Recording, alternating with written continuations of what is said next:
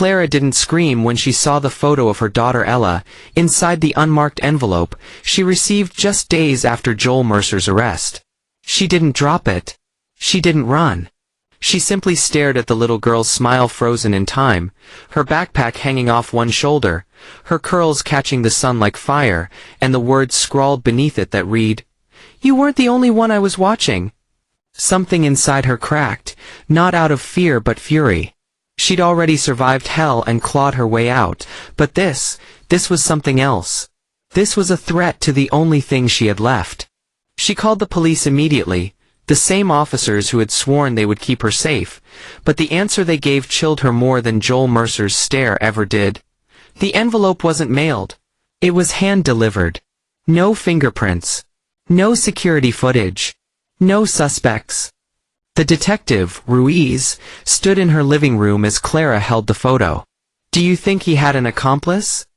Clara asked, but Ruiz only shook his head slowly. "I don't know. But I do know predators like Mercer don't work in teams. They don't share. If this came after his arrest, either he's not the only one, or someone else was watching him." Clara looked out the window, saw her own reflection in the glass, fractured by fear and rage, and whispered, "Then they've seen me too." They moved Clara and Ella into protective custody that same night. Different state. New identities. New school. New home. But even new names couldn't erase old shadows. Ella was 7 years old and asked questions Clara didn't know how to answer. "Why can't I see Aunt May? Why can't I tell my friends where we live? Why are there cameras in our house?" Clara lied when she had to and told the truth when she couldn't. "Because someone dangerous wanted to hurt us," she finally said one night. "And I stopped him." Ella thought for a moment, then nodded. "Are you a hero now?" Clara smiled, but something about the word stung. Heroes were supposed to win. But even in her freedom, Clara felt like a fugitive from something bigger than one man's madness. 3 weeks after moving, Clara noticed the first thing out of place: a white van parked across the street. Same spot every morning, always running, no driver in sight. On the 5th day, she walked outside, heart thudding, holding Ella's hand, and stared right into the tinted window. No reaction. No movement. But the next morning, it was gone. That night she received another letter slipped under her door. He wasn't working alone. Stop asking questions. The handwriting was the same as the last note.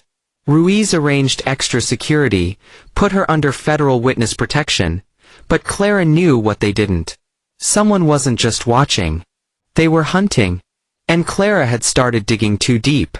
In the FBI case files on Joel Mercer, buried beneath sealed interviews and cold case files, she found it.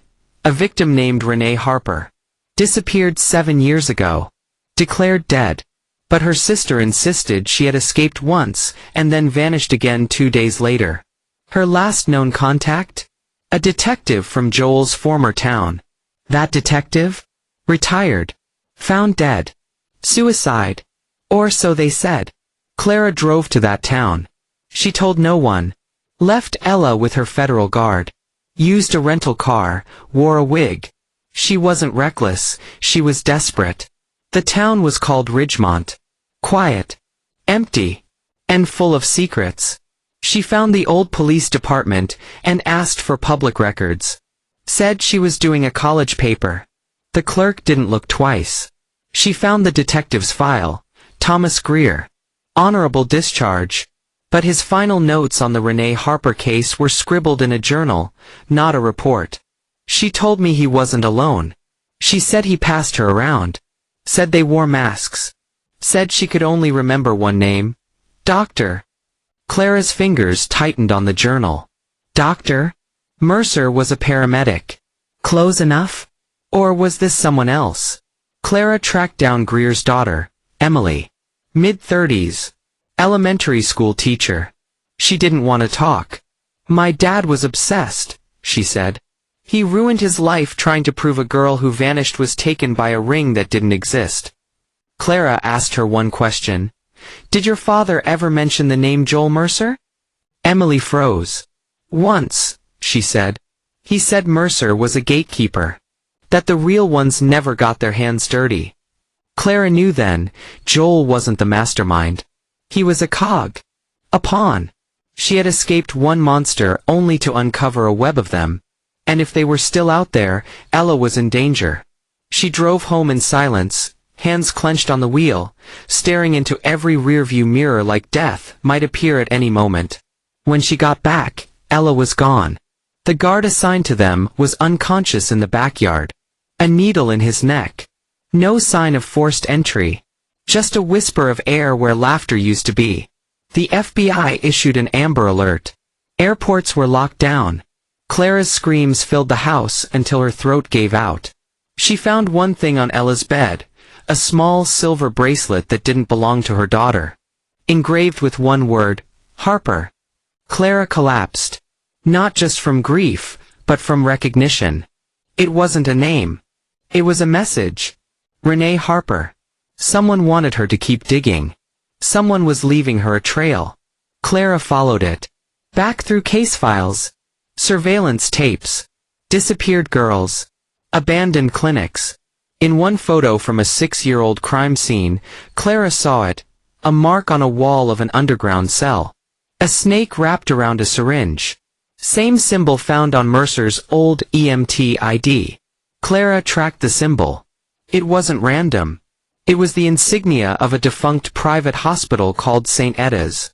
Closed in 1997 after multiple accusations of abuse. Where? 1 hour from Ridgemont. Clara drove there alone. She didn't call Ruiz. Didn't alert the FBI. Because she knew now. Someone inside the system was feeding information to the people who took Ella. She arrived at St. Eda's just before midnight. It was raining. The hospital was collapsing in on itself. Mold on the walls. Rusted gurneys.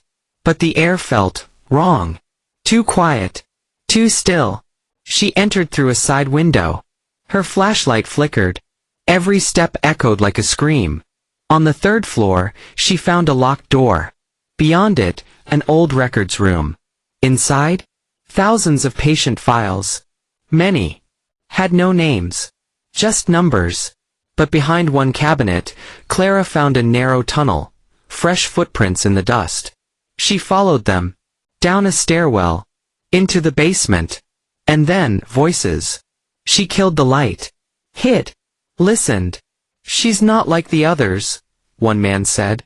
She'll keep coming. Another replied. Then we make her disappear. Like the rest. Clara's blood turned to ice. She waited. The voices faded. She moved. Found a hallway lined with old cells. In one, scratched into the wall, was Ella's name. Fresh. Clara ran.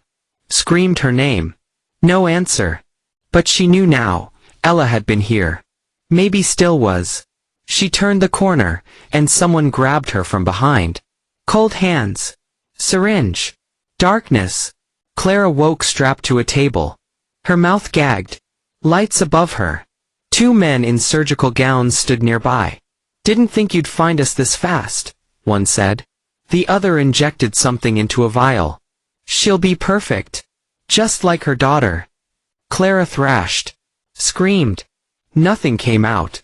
Her vision blurred. Her heart raced. But then, the lights exploded. A crash. Smoke. Gunfire. Clara closed her eyes, expecting death. But a voice broke through. Deep, urgent, familiar. FBI. Drop it. In the chaos, someone cut her straps. Pulled her up. It was Ruiz. Told you not to go alone, he whispered. They ran. Bullets chased them. Clara stumbled. Ruiz carried her. When they reached the outside, sirens blared. Dozens of agents swarmed the building. But it was too late. The basement? Empty. Ella? Gone. And every man Clara had seen dead. Poisoned. Like someone didn't want them talking. In the aftermath, Ruiz told Clara what they learned. Mercer had been one of many. Recruited by a group trafficking women and children for experiments. A rogue bio-research cell posing as a wellness clinic. And Clara had ripped the lid off a conspiracy decades in the making. But without Ella, none of it mattered. Clara sank into silence. Weeks passed.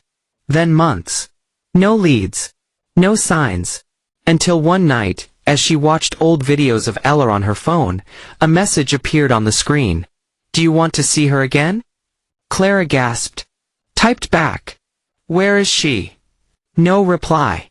Just an address. Coordinates. In Nevada. Clara showed Ruiz. He begged her not to go. Said it could be a trap. But Clara was done waiting. She bought a burner phone. Disguised her car. And drove. For days. Through deserts. Empty roads. Until she reached it. A rundown motel in the middle of nowhere. Room 6. She opened the door. No one inside. Just a TV playing static. A photo taped to the screen. Ella. Holding a red balloon. Today's newspaper on the table. A note. She's alive. But if you want to save her, you'll have to become what you escaped. To be continued.